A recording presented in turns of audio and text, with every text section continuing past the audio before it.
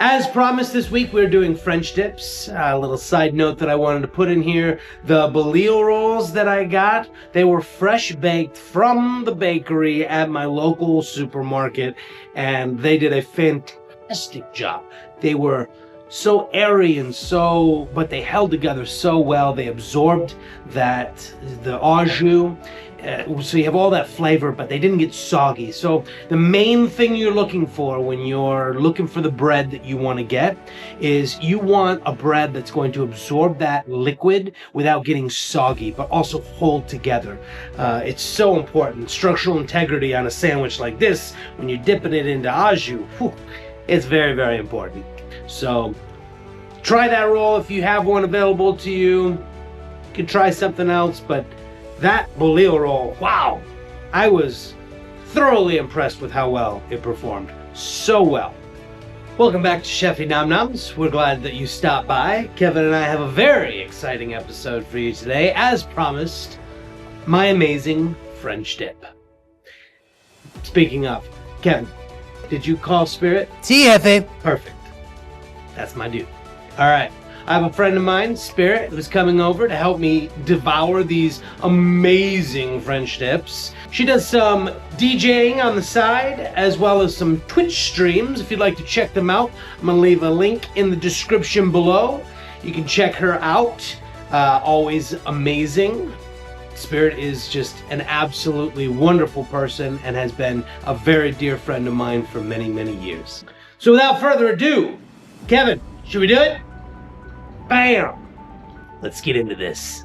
Hi, I'm Chef Joseph Farner, and welcome to Chefy Nom Noms, channel where I teach you method over recipe, with a little help from my friend, Kevin the Bacon. We're going to take you on a culinary adventure that's going to keep your taste buds dancing, and your guests coming back for more.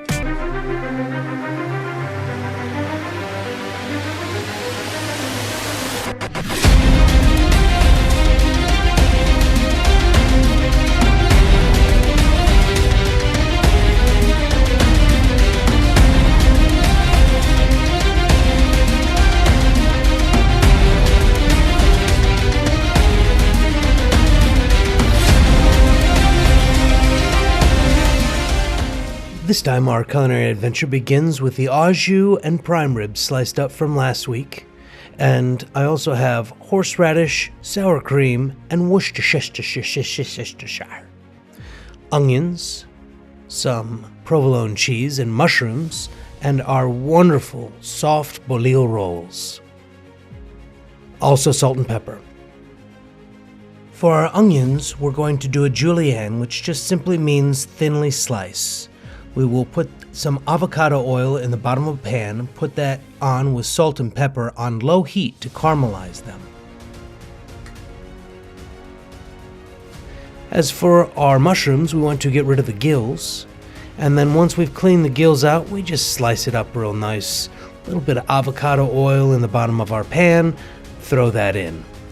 Now before we begin to cook our mushrooms, we're going to make our creamy horseradish sauce, which is just sour cream, horseradish, a little bit of Worcestershire, and some salt and pepper.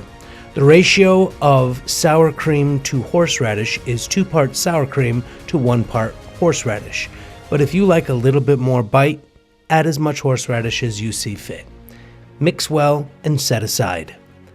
Now, as far as our mushrooms go, we're going to start them, and all we're going to do is add some Worcestershire and some pepper, no salt. These are plenty salty from the Lee & Perrins Worcestershire for sure. And then we're going to cut our bolillo roll in half, only 3/4 of the way through though. And you can see I have our au jus on that back burner heating up. We're going to just butter these just a little bit and give a real light toast to them.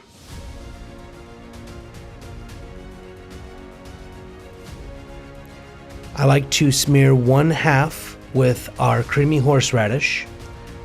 Meanwhile, our onions have been sauteing down on low heat so that they are caramelizing. And we're going to put the meat into the au jus just for a few seconds. You can see it still has the pinkness to it. That means that it's still not fully cooked, which is great. It's going to make it have a wonderful texture. And then I like to strain out that so that I can have a nice smooth au jus for dipping. Now assembly, I like to put the meat in, a little bit of salt and pepper, then our mushrooms, and then our caramelized onions, and finish with our provolone cheese. Into the oven at 350 degrees. Last 2 minutes, I do just a little bit of a broil to give it a little bit of texture, and there's our strained au jus for your perfect French dip. All right, here we go. Cheers.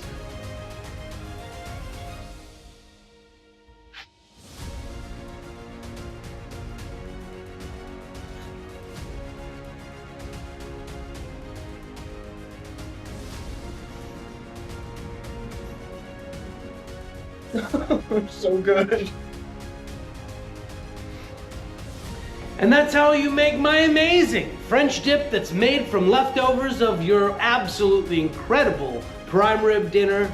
Oh, unreal. These were so delicious.